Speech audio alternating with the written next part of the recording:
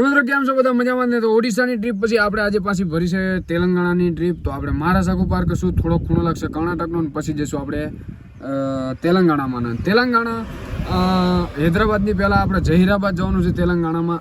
અને આપણે કાલે 4 વાગે ગાડી ભરવા નીકળ્યા હતા વડોદરાનો. વડોદરાથી આપણે ગયા હતા હાલોલ ગાડી ભરવા માટે. અને હાલોલ આપણી ગાડી ભરતા 2, 2:30, 3 વાગી ગયા હતા. એટલે આપણે પછી છે ને ત્યાંથી નીકળીને અંકલેશ્વરથી ઝઘડિયાવાળા રોડ પર આપણે મોટા બાપાની રોકાઈ ગયા હતા, કેમ કે મૂડ રહ્યું નહોતું ગાડી ચલાવવાનું, ગાડી લેટ ભરાણી, એટલે બહુ મોડું કર્યું ગાડી ભરતા.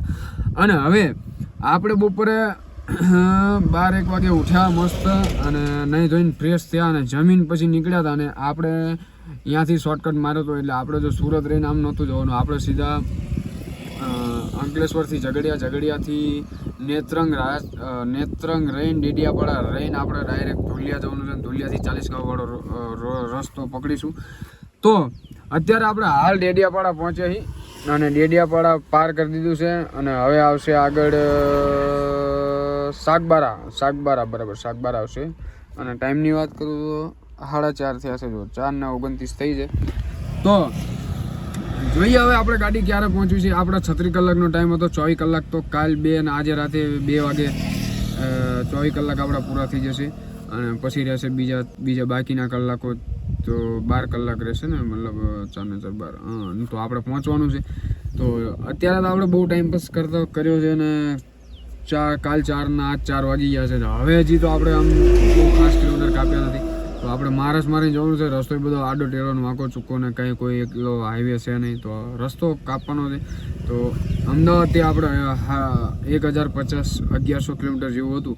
અને અત્યાર સુધીમાં આપણે સમજો ને કે 100, 200, 300 કિલોમીટર કાપ્યું છે. ને હજી બાકીના કિલોમીટર બાકી છે. તો જોઈએ આ વિડીયો બનાવી લેજો, મજા આવવાની છે વિડીયોને. તમારા ભાઈને ચેનલ સબસ્ક્રાઈબ કરી લેજો અને વિડીયો કરી દેજો શેર ને એક લાઇક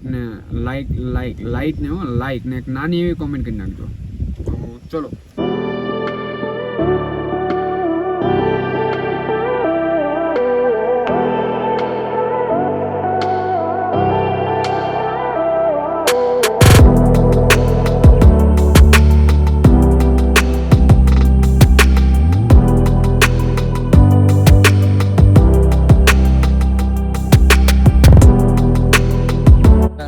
મહારાષ્ટ્રની બોર્ડરે પહોંચ્યા છીએ અને 5:30 થયા છે. તો આપણે આ ગુજરાતમાંથી હવે મહારાષ્ટ્રમાં એન્ટર થઈ જઈશું. આ છે મહારાષ્ટ્રની બોર્ડર, ખાપર બોર્ડર. તો મિત્રો અત્યારે આપણે 5:30 થયા છે ને મહારાષ્ટ્રની બોર્ડર પાર કરીને મહારાષ્ટ્રના અંદર એન્ટર થઈ ગયા છીએ. હવે જોઈએ 2 રૂટ છે, કયા રૂટ પર હાલીએ હું તમને આગળ જણાવું.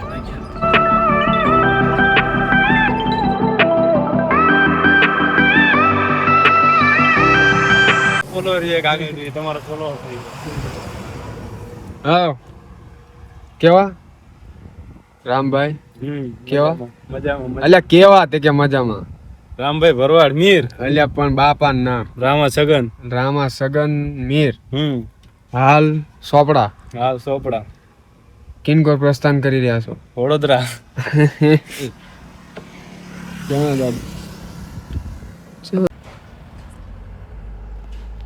તો મિત્રો અત્યારે આપણે પહોંચ્યા છીએ ડોંડાઈચા. અને ડોંડાઈચા રહીને આપણે જઈશું ધુલિયા. ધુલિયાથી કડનર ઘાટ 40 ગાંવ વાળો ચડી જઈશું. પછી અહીંયાથી સંભાજીનગરવાળા રોડ ઉપર જવાના છીએ. તો અત્યારે ટાઈમની વાત કરું તો 9:30 થઈ ગયા છે, કેમ કે રસ્તામાં 1-2 ભાઈ મળી ગયા, અહીંયા ઉભા રહી ગયા હતા અને ટાઈમ પાસ કર્યો આપણે થોડોક. પણ ટાઈમ પાસ થોડોક વધારે થઈ ગયો છે, હવે ગાડી ખેંચવી પડશે. તો આપણે જુઓ તમે ડોંડાઈચા પહોંચ્યા છીએ અત્યારે ટાઈમ 9:30 થયા. જુઓ 9:23 થઈ છે, એટલે 9:30 થયા. તો અત્યારે આપણે ડોંડાઈચાથી હવે જઈશું ધુલિયાવાળા રોડ ઉપર. આપણે ડોંડાઈચા પાર કરી દીધું છે અને સોનગીરવાળા રોડ પરથી સોનગીર ધુલિયા પહેલાં આવે છે. સોનગીર પછી ધુલિયા આવશે. અને રસ્તાનું કામ ચાલુ છે, રસ્તો બહુ ખરાબ છે. તો ક્યારના આપણે ગાડી ચલાવી રહી ધીમે ધીમે. જુઓ તમે સ્પીડ ગાડીની 20-21 સ્પીડ પર ગાડી ચલાવી છે. આમ તો અત્યારે થોડોક સારો દેખાય છે, દેખાતો હોય તો અત્યારે સારો દેખાય છે. બાકી બહુ રસ્તો ખરાબ છે, કેમ કે રસ્તાનું કામ ચાલુ છે. જુઓ તમે સાઈડમાં દેખાતું છે, અંધારામાં બરાબર દેખાતું નથી, પણ રસ્તો કામ ચાલુ છે એટલા માટે ખરાબ છે. બાકી થોડાક ટાઈમમાં બની જશે, પછી તો ટોપે ટોપ રોડ બની જશે. આમ તો અડધે સુધી તો બની ગયો છે. આ લગભગ 10-12 કિલોમીટર રસ્તો ખરાબ છે. તો આપણે ક્યારના રસ્તા પર ધીરે ધીરે 20ની સ્પીડ ઉપર હાલીએ છીએ, કેમ કે ખરાબ છે રસ્તો, ગાડી બહુ કૂદે છે. કંઈ નહીં, હવે પહોંચી આપણે ધુલિયા અને પછી આપણે કન્નડ ઘાટ. ચલો, ધુલિયાનો બાયપાસ રોડ આવી ગયો છે અને આપણે ટર્ન મારી દીધો છે ધુલિયા બાજુ. તો પેલું બાજુ જે આપણે અને આ બાજુ આપણે ધુલિયા બાજુ જઈશું. ધુલિયા આ 15 કિલોમીટર આગળ છે. તો મિત્રો આપણે ધુલિયા બાયપાસ ઉપરથી આપણે 40 ગાંવ બાજુ ટર્ન માર્યો છે. સંભાજીનગર 153 કિલોમીટર છે અને 40 ગાંવ 53 કિલોમીટર એવું કંઈક છે. અને કેટલું હતું યાદ નહીં હોતું મને, તમને ખબર જ છે ને. જુઓ તો આ રોડે 40 ગાંવવાળા કન્નર ઘાટ રહીને કેટલા લોકો આમાંથી જે વિડીયો જોઈ રહ્યા છો તમે, 40 ગાંવ રહીને કેટલા કન્નડ ઘાટ જે છે ત્યાંથી કન્નડ ઘાટમાં કોણ કોણ આવ્યું છે ને કોણ કોણે કન્નડ ઘાટ પાસ કર્યો છે અને કેવો ઘાટ લાગ્યો છે એ જરાક નીચે વિડીયોમાં કોમેન્ટ કરજો. અને જો એવું સાંભળવામાં આવ્યું છે કે કન્નડ ઘાટ બંધ છે, જોઈએ હવે શું થાય છે. આપણી ગાડી નીકળે છે કે નથી નીકળતી. કન્નડ ઘાટ રહીને આમ તો જો સાધન કોઈ જતા નથી, બંધ છે. એટલે મને થોડુંક ડાઉટફુલ લાગે છે. આગળ કોકને આપણે હોટલ આવે ગમે તે આવે એને પૂછી, કોઈ સાધન નથી જતું. જો આપણે એક જ ગાડી જાય તો આચલમાં જો કન્નડ ઘાટ બને છે તો બહુ આપણને ફેરવવો પડશે. પણ ભગવાન કહીને કન્નડ ઘાટ ચાલુ હોય તો સારું. તો હાલો જોઈએ આપણે શું થાય છે શું નહીં. બરાબર, 40 ગાંવ તો આવશે આગળ, પણ પંપ આવ્યો છે ભારતનો. તો આપણને એમ થયું કે લાવો ડીઝલ નાખેલું, કેમ કે એ 2 પોઈન્ટ જ ડીઝલ છે. આગળ ડીઝલ મળે ના મળે અને ઘાટમાં શું થાય શું નહીં, તો ડીઝલ નાખેલી. હાલો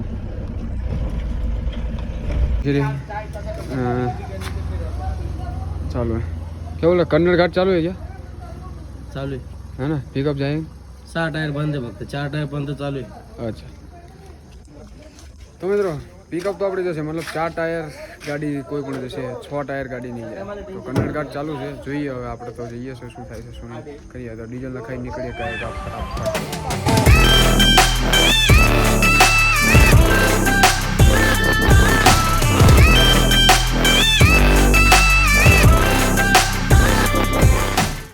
તો 40 ગાંવ આપણે અડધું પાર કરી દીધું છે અને અહીંથી આપણે 40 ગાંવ પાર કરી દઈશું. આ આગળ કન્નડ ઘાટ છે, આપણે ઝૂમ કરી.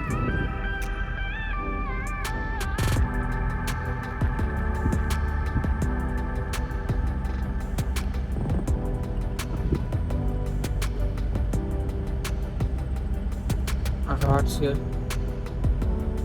જુઓ તમે કેવો ઘાટ છે. આ ઘાટ આપણે રાતે પાસ કરવાનો છે.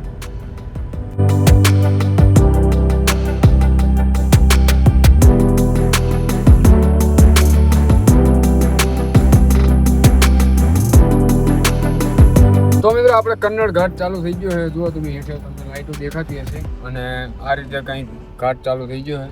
અને ઉપરથી તમને નજારો બતાવું, તમે જુઓ નીચે. ચાલુ જુઓ ખાલી છે ને નજારો દેખાતું હશે. જુઓ તો અહીંયા ચોમાસામાં બહુ ખતરનાક સીન આવે છે. દિવસે હોત તો તમને બતાવો બહુ જોરદાર દેખાય છે. આમ તો અત્યારે તે ખતરનાક જ દેખાય છે. તો કંઈ વાંધો નહીં, આપણે અત્યારે ગાડી ચલાવવાનું ધ્યાન આપીએ. તો મળીએ ઘાટ પાસ કરી. જો ઘાટના સીન લેવાય તો લઈશું.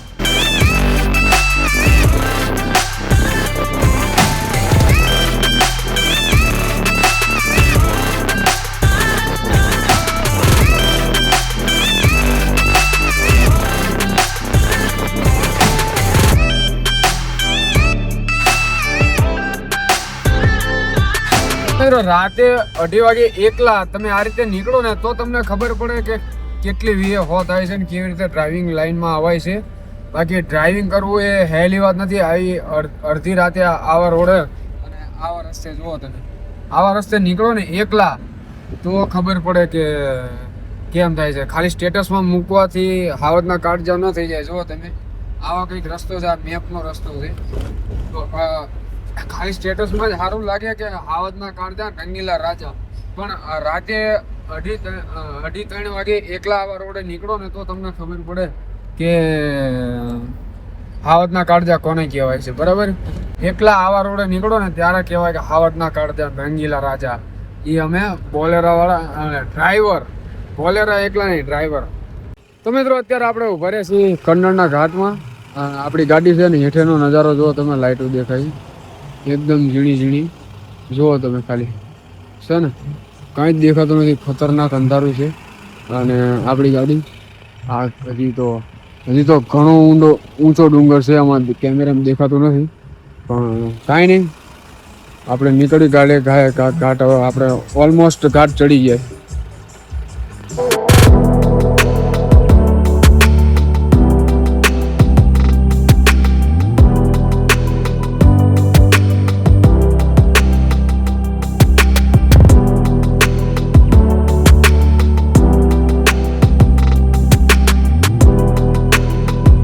તો મિત્રો અત્યારે આપણે પહોંચ્યા છીએ સંભાજીનગર. તમે જોઈ શકો છો કે આ બાજુ સંભાજીનગર તમને લાઇટો દેખાઈ રહી હશે, અને આપણે જે સંભાજીનગર બાયપાસ ઉપર બીડવાળા હાઈવે ઉપર, તો આપણે સંભાજીનગર પાર કરવાની તૈયારીમાં છીએ.